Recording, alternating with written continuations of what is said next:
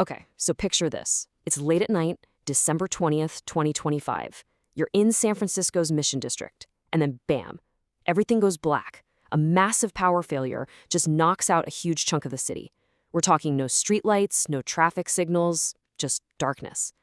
And in that one moment, the city turned into this massive, unplanned experiment for the future of driving. And right there, on those pitch-black streets, two completely different things happened. You had dozens of Waymos, self-driving cars, some of the most sophisticated robots on the planet, just stop, dead in their tracks, hazard lights blinking, turning into these giant 5,000-pound paperweights.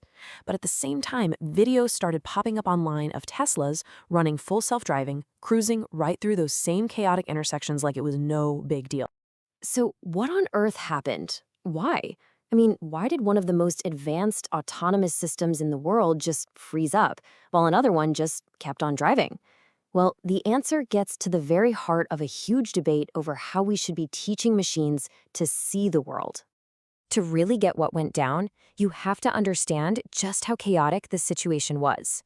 This wasn't just some lights flickering. Nope. An entire district of a major city was basically thrown into a real-world stress test, forcing every single driver, whether human or AI, to figure things out on the fly. Yet look at that number. 130,000 residents and businesses were suddenly without power. Think about what that means.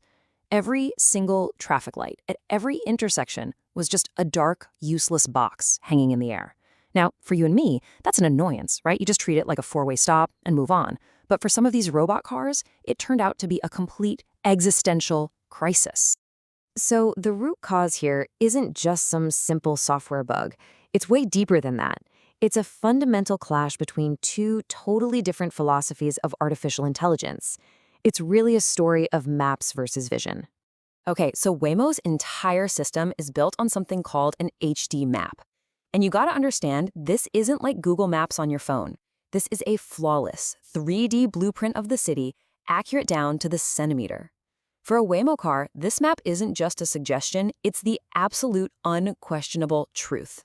The car is constantly comparing what its cameras and sensors see in the real world to this perfect digital copy.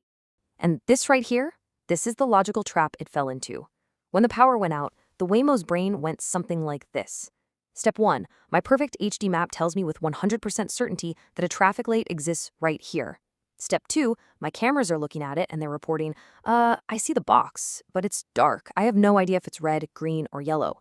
And that conflict between the perfect map and messy reality created a critical system fault. The car's programming had only one move left: play it safe and stop immediately. Now, Tesla's approach, it's a whole different ballgame. It doesn't rely on one of these perfect HD maps. Instead, it just takes the raw information from its cameras, literally the pixels, and makes a driving decision straight from that. Its AI has been trained on billions of miles of real-world driving, including plenty of times when traffic lights were out. So when it saw a dark intersection, it didn't freak out. It just recognized a pattern it had seen before and knew, okay, treat this like a stop sign. It didn't panic because reality didn't match a map. It just reacted to the reality right in front of its cameras. But believe it or not, the map wasn't the only problem. There was a second, hidden reason that the Waymo fleet was paralyzed. And it all comes down to a hidden dependency on being connected. See, when a Waymo gets really confused, its protocol is to phone a friend. It literally calls home over a data link for help from a remote human operator. But what happens during a citywide blackout? Cell towers can lose power, networks get totally jammed, that lifeline gets cut. A Tesla, on the other hand, does everything right there inside the car. All the computation is strictly local. It doesn't need to call home for help, which makes it way more robust when the whole city's infrastructure goes down. So this one crazy night in San Francisco actually has huge implications for the future of self-driving cars. This isn't just about one bad evening. It's about which of these two approaches can actually scale to work everywhere, all over the world. And this table really breaks it down. You have two totally different models. The Waymo model is basically tethered to infrastructure.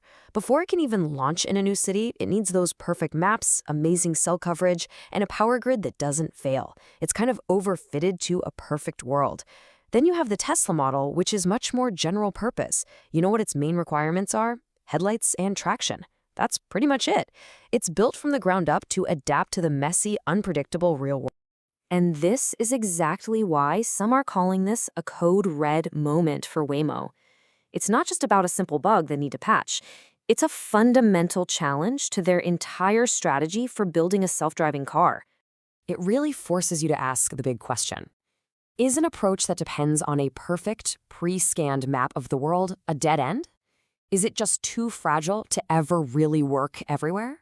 Look, the short answer is probably no, it's not fatal. Of course, Waymo has brilliant engineers, and they're going to patch this. They'll just add a new line of code for power outage scenarios. But, and this is a huge but, it reveals a much deeper, almost philosophical problem.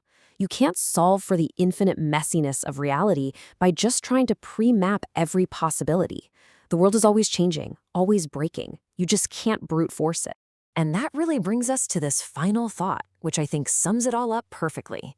The real test of a self-driving car isn't how it handles a perfect sunny day. It's how it performs when the lights go out. And on that dark night in San Francisco, one approach adapted, while the other proved that if a robot needs the world to stay perfectly still, it will eventually freeze.